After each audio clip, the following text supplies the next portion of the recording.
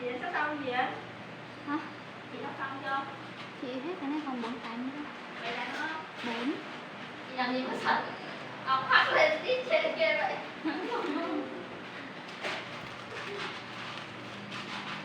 Cứ phải nói chị thế hả?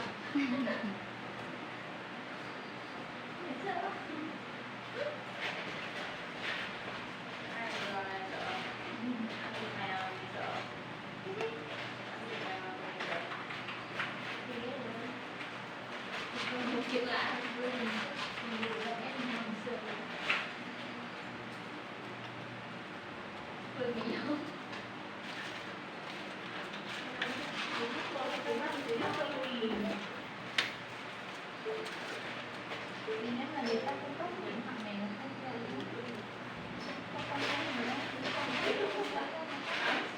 Đi.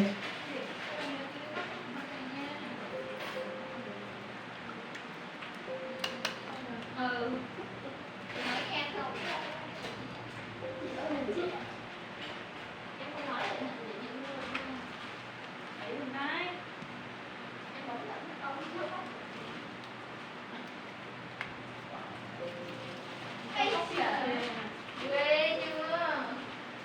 Ghê chưa? Cài bé nó lên đầu cho em luôn nè. Cho nó coi em ăn cho nó.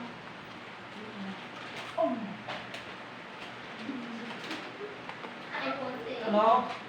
Có bài chưa? Em bảo đi bài vào với tí em đây. Con chạy xuống. Tính gì nhá nhá. Một cái hôi hỏi gì? Đồng cái tù đó. Mua đồng đó. Năm tiền. Tại sao không khoan được mà không khoan không được? Ngồi kia đi mua á. Ủa, nhớ cậu khoan hả? Phải, thám thử chứ. Nhà có là nông điện mình em còn khoan được mà là cái đấy là anh không khoan. Gì vậy? Có đi cầm tí hoặc thường thì khoan thôi. Giữ chặt tao khỏi chạy được. Ủa chưa về à?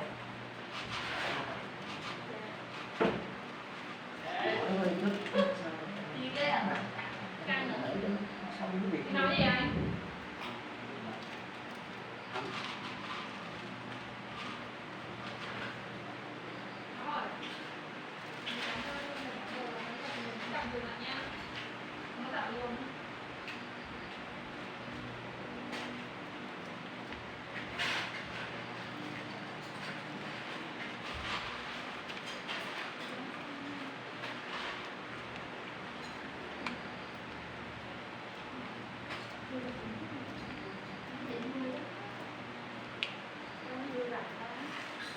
Chị không nói thế. Mày không biết đâu. Lần mình đi làm lại á, tao bảo tao đủ rồi nhé, tao cứ thả nữa. Sư giả ra mày tao ngồi bảo tao nghĩ tao đủ rồi. Ngồi thả chơi bọn nó. Cuối cùng mà nó dọn xong, tao dọn xong đến là thiếu một cái. Trời ngồi tao làm như con chó.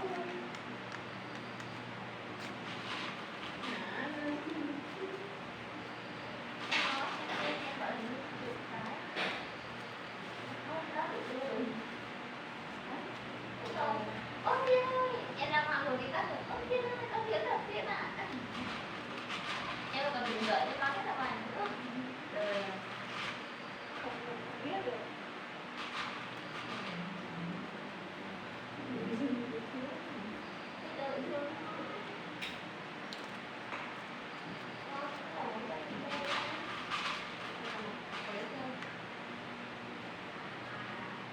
Khoe sắc gì?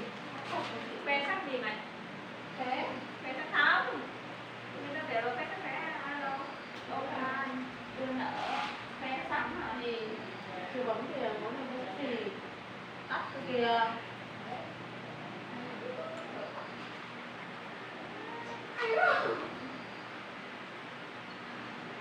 Thì Dung cái kia đang tay đâu thì chưa solo solo mà mình đau nhưng mà đang là cái tình thôi mà đau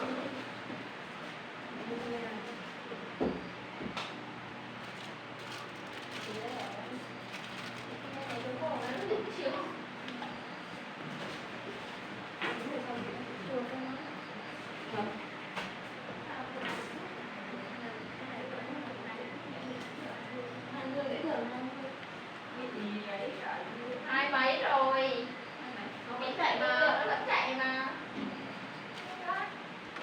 chị là 25 27 rồi nãy lúc em bấm cái này nè 25